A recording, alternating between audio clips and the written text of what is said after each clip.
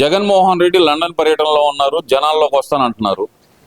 మరి జనాల్లోకి వచ్చే సమయానికి అసలు వైఎస్ఆర్సీపీ పార్టీ మిగిలిద్ది అనుకోవచ్చు అంటారా? ఎందుకంటే తనకు నమ్మకస్తులైన వాళ్ళందరూ వరుస పెట్టి రాజీనామాలు చేస్తున్నారు. పార్టీకి రాజీనామా చేస్తున్నారు, పదవులకి రాజీనామా చేస్తున్నారు. ఎలా చూడాలంటారు అసలు దీన్ని? జగన్మోహన్ రెడ్డి జనాల్లోకి వచ్చే టయానికి అసలు వైసీపీ నామరూపాలు అనేది ప్రజలకు కానొస్తాయి అంటారా? ఇప్పుడు అందరికీ నమస్కారం అండి. ఈ జగన్ రెడ్డి లండన్ వాళ్ళ కూతురు పేరు మీద చెప్పి 6 నెలలకు ఒకసారి 3 నెలలకు ఒకసారి లండన్ వెళ్తున్నాడండి. అది వాస్తవంగా వాళ్ళ కూతురు కోసం కాదండి, అతను వైద్య ఖర్చుల కోసం, వైద్య చికిత్స కోసం లండన్ వెళ్తున్నాడు. అతని మానసిక పరిస్థితి ఏం బాగాలేదని చెప్పి లండన్లో చికిత్స కోసం అతని మందుల కోసం లండన్ వెళ్తున్నాడండి. ఇంకా మామూలుగా అయితే జనాల్లో కూడా ప్రగాఢ మామూలుగా అనుమానం ఉందండి, అతను తిరిగి వస్తాడా రాడా అని. మొన్ననే సుప్రీంకోర్టు కూడా క్లియర్గా మెన్షన్ చేసిందండి, రోజువారీ విచారణ ప్రారంభించమని. అదిగాక ఏటు విజయసాయి రెడ్డి మామూలుగా వైసీపీకి కానీ అతను పార్లమెంటరీ పార్టీ పోస్ట్కి అన్నిటికీ రాజీనామా చేసేసి బయటకు వచ్చేసాడండి.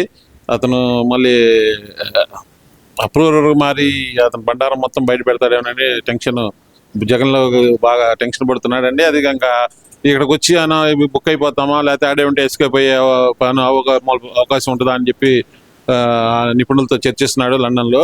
ఇప్పుడు అతను మామూలుగా ప్రజల్లోకి వచ్చేది రాంది తర్వాత విషయం అండి. వచ్చిన జనాలు ప్రజలు పెద్దగా రెస్పాండ్ అయ్యే పరిస్థితి లేదు. నాయకులే ఒక్కొక్కరు జంప్ అయిపోతున్నారు ఈ తలకాయ మనకి ఎందుకని చెప్పి. అతని ఇంకా జనాల్లోకి వచ్చి పొరుడు దండాలు పెట్టినా కానీ, తలకిందులుగా యాత్ర చేసినా కానీ అతనికి అసలు రెస్పాన్స్ వచ్చే అవకాశం లేదండి. ఇది ప్రజలు గమనిస్తున్నారు ప్రతిదీ. ఈ విషయం తెలియజేస్తున్నాను. కావున అంటే ఇక్కడ ప్రధానంగా చూసుకుంటే కనుక అసలు లండన్ టూర్ ఇందాక మీరు అన్నారు, ఏదో అన్నారు, అదే దాన్ని తీసుకొచ్చి పక్కన పెడితే కనుక లండన్ వెళ్ళిన జగన్మోహన్ రెడ్డి మరి జనవరి సంక్రాంతి తర్వాత నేను వస్తాను, ప్రజల్లోకి వస్తాను, ప్రజల సమస్యల కోసం పోరాటం చేద్దాం మనం అంటూ ఆయన చేసిన వ్యాఖ్యలు ఏది లండన్ వెళ్ళడానికి ముందల మరి ఇంతవరకు బయటకు వచ్చిన అవకాశమే లేదు. సంక్రాంతి అయిపోయింది, రిపబ్లిక్ డే అయిపోయింది, జనవరి చివరికి కూడా వచ్చేసింది. మరి జగన్మోహన్ రెడ్డి నిజంగానే జనాల్లోకి వస్తాడు అనుకోవచ్చు అంటారా? అసలు అవకాశమే లేదండి. జగన్ చేసేంత అసలు జగన్ బతుకంతా ఫేక్ బతుకండి. అతను 19 దాకా కూడా టీవీ ప్రభుత్వం 14 నుంచి 19 దాకా అధికారంలో కూడా మామూలు ఒక రోజు కూడా అసెంబ్లీకి వచ్చి ప్రజల సమస్యలు ప్రస్తావించిన దాఖలాలు ఏమి లేవండి. అతనికి ప్రజలు అన్నా కానీ, ప్రజల సమస్యలు అన్నా కానీ అసలు బాధ్యత ఉండదండి. ఇప్పుడు ప్రతిపక్షంలో అతను ప్రభుత్వం హోదా అయిపోయినా అతను ఓన్గా ప్రజలను అంటేసుకొని పోరాటాలు చేసి ప్రజల వాణి వినిపించవచ్చండి. మామూలుగా అయితే అతనికి ఆ ఉద్దేశం కానీ ఆ స్వభావం కానీ ఫస్ట్ కాడి నుంచి లేదండి.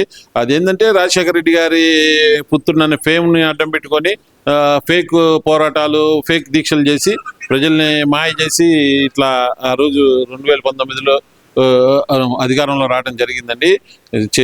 అతని మనస్తత్వం కానీ, అతని మామూలు వ్యవహార శైలి కానీ, అతని పరిపాలనా దీక్షత కానీ ప్రజలు బాగా బేరేజ్ వేసే 2024లో 11 కూర్చోబెట్టారు 251 నుంచి. అతను ఇంకా అసలు అతను హాయిగా రాజకీయాల నుంచి రిటైర్ అయ్యి అతని వ్యాపారాలు చూసుకుంటే బతకవచ్చండి. రాజకీయాల్లో మాత్రం అతనికి ఇంకా అవకాశం లేదండి. అంటే ఇక్కడ ప్రధానంగా చూసుకుంటే కనుక జగన్మోహన్ రెడ్డి లండన్ వెళ్ళిన తర్వాత ఇక్కడ ఆంధ్రప్రదేశ్లో ముఖ్యంగా వైసీపీ పార్టీలో జరుగుతున్న అనూహ్య పరిణామాలు ఎలా చూడాలంటారు? ప్రధానంగా చూస్తే కనుక వాళ్ళ జాతీయ కార్యదర్శి రాజీనామా కానీ, విజయసాయి రెడ్డి రాజీనామా కానీ, ఇవన్నీ ఏదన్నా కుట్రలో భాగమా? ఎందుకంటే ఒకళ్ళని బీజేపీలోకి పంపించారు, ఒకళ్ళనేమో అసలు సైలెంట్గా ఉంటున్నాను, నేను వ్యవసాయం చేసుకుంటా అని చెప్పి విజయసాయి రెడ్డి చెబుతున్నాడు. ఈ వ్యవసాయం ఎలాంటి వ్యవసాయం అనుకోవచ్చు అంటారు? అవునండి, ఇప్పుడు జగన్ తర్వాత అత్యంత కరుడు కట్టిన ఆర్థిక నేరగాడు విజయసాయి రెడ్డి అండి. అతని దగ్గర వేలాది కోట్ల రూపాయలు ఉన్నాయి. మొన్న అధికారంలో ఉన్నప్పుడు వైజాగ్ మొత్తాన్ని కొల్లగొట్టాడు. అంతకుముందు మామూలుగా సిబిఐ, ఈడీ బుక్ చేసిన అనేక కేసుల్లో అతను రెండో నమూనా నిందితుడండి. అతని దగ్గర వేలాది కోట్ల రూపాయలు మరుగుతున్నాయి. దాన్ని వైట్ చేసుకునే అవకాశం వాటిల్లో భాగంగానే మామూలు సుమారు శంషాబాద్ దగ్గర అత్యంత విలువైన ప్రదేశంలో 20 ఎకరాలు కొని దాంట్లో ఫామ్ హౌస్ కట్టాడండి. ఇప్పుడు అతను వ్యవసాయం చేయాల్సిన పని లేదు, ఉన్న డబ్బులతోనే అతను మామూలుగా ఎంజాయ్ చేస్తాడండి లైఫ్. అదంతా ప్రజల్ని భ్రమలో కల్పించడానికే మేము వ్యవసాయం చేసుకుంటాను అది ఇది అంటున్నాడు. అతను విశ్వసనీయ సమాచారం ప్రకారం 2 పెద్ద ఛానల్స్ పెట్టి రాజకీయాల్లో కీలక పాత్ర పోషించాలనే ప్రయత్నంలో ఉన్నాడండి. కావున ప్రజలు ఇది తెలుసుకొని అతన్ని అవినీతితో పెట్టే ఛానల్స్ దేన్ని మీరు సపోర్ట్ చేయొద్దని మేము కోరుతున్నామండి. మనం అవినీతిని అతన్ని సపోర్ట్ చేసామంటే అవినీతిని ప్రోత్సహించినట్టే. అతను ఏ ఛానల్ పెట్టినా కానీ మనం బహిష్కరించాలని ఆంధ్ర ప్రజల్ని కోరుకుంటున్నాము. అసలు ఆంధ్రప్రదేశ్లో అసలు నిజమైన గుంటనక్క విజయసాయి రెడ్డి అండి. జగన్ చేసే ప్రతి పాపంలో అతనికి వాటా ఉందండి. ఇది ఆంధ్ర ప్రజలు గమనించవలసిందిగా కోరుతున్నాము. అంటే ఇక్కడ ప్రధానంగా చూసుకుంటే కనుక జగన్మోహన్ రెడ్డి హస్తం లేకుండానే, అంటే జగన్మోహన్ రెడ్డికి తెలియకుండానే విజయసాయి రెడ్డి రాజీనామా చేశారా, లేదంటే కనుక విజయసాయి రెడ్డి రాజీనామానే జగన్మోహన్ రెడ్డి చేయించాడా? దేనికోసం చేయించాడు? ఢిల్లీలో తన పనులు కావట్లేదని చేయించాడు అనుకోవచ్చు అంటారా, లేదంటే గనక తెర వెనక మంత్రాంగం నడిపించడానికి చేయించాడు అనుకోవచ్చు అంటారా? అవునండి, మనం ఏమన్నా అవునన్నా కాదన్నా ఇప్పటికీ కేంద్రంలో జగన్ రెడ్డికి విజయసాయి రెడ్డికి కేంద్ర మంత్రి అమిత్ షా గారి ప్రధానమంత్రితో కానీ రిలేషన్స్ బాగున్నాయండి.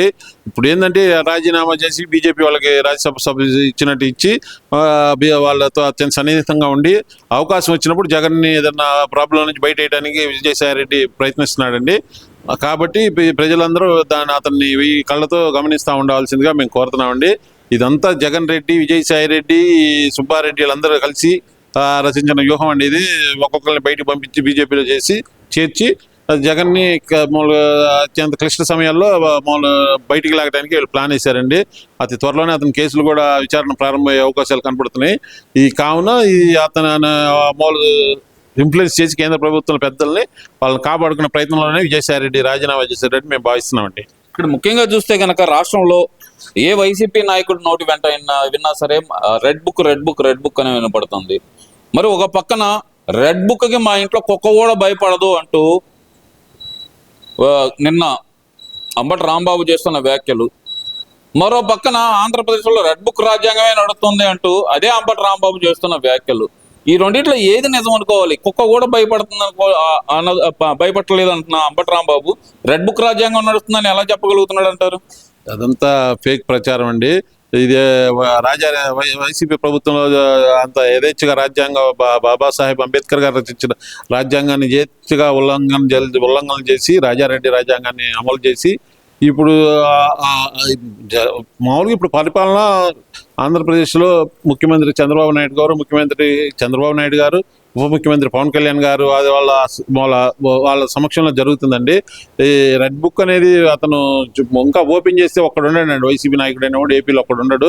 ఏంటంటే బాబు గారు కానీ పవన్ కళ్యాణ్ గారు కానీ ఏదైనా మన రాజ్యాంగం ప్రకారమే చట్టం ప్రకారమే చేయాలి కానీ అనైతికంగా ఏం చేయకూడదని చెప్పి ఫస్ట్లోనే ఆదేశించారు.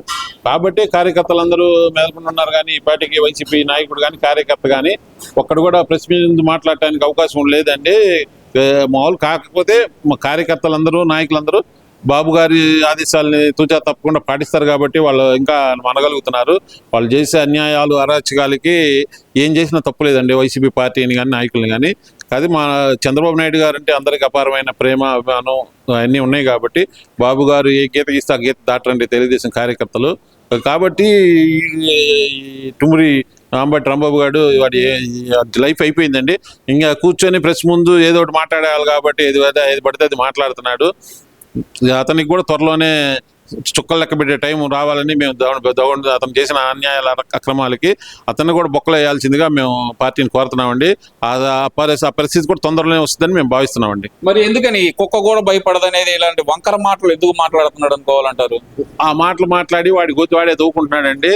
వాడి నోటికి అదుపు అనేది లేదండి. ఇప్పుడు కానీ వాడు మంత్రిగా ఉన్నప్పుడు కానీ వైసీపీ నాయకుడిగా ఉన్నప్పుడు కానీ ముందు ఇలాంటి వాళ్ళని వాళ్ళ భాగవతం అంతా బయట పెట్టి ఇప్పుడు అలాంటి వాళ్ళందరినీ లోపలిస్తే కానీ వీళ్ళందరూ నోరు మోయరండి. ఇమీడియట్గా ఇప్పుడు మన పట్టాపురం ప్రాంతంలో వాళ్ళ తమ్ముడు నిర్మిస్తున్న అక్రమ నిర్మాణం మామూలుగా రైలు పట్టాల పక్కనే వాళ్ళు చట్టం ప్రకారం కట్టకూడదండి. వాళ్ళు చట్టాన్ని అతిక్రమించి మామూలుగా అన్ని భూములు ఆక్రమించుకొని కట్టడాలండి. అవి పెద్ద పెద్ద అపార్ట్మెంట్స్ కడుతున్నారు. ఆ నిబంధనలకు విరుద్ధంగా ప్రభుత్వం వాటి మీద మామూలు దృష్టి పెట్టి వాటిని ముంబైలో ఆ బిల్డింగులు సైనిక భవనాలు కూల్చున్నట్లుగా దీన్ని కూడా కూల్చివేయాల్సిందిగా మేము ప్రభుత్వాన్ని కోరుతున్నామండి.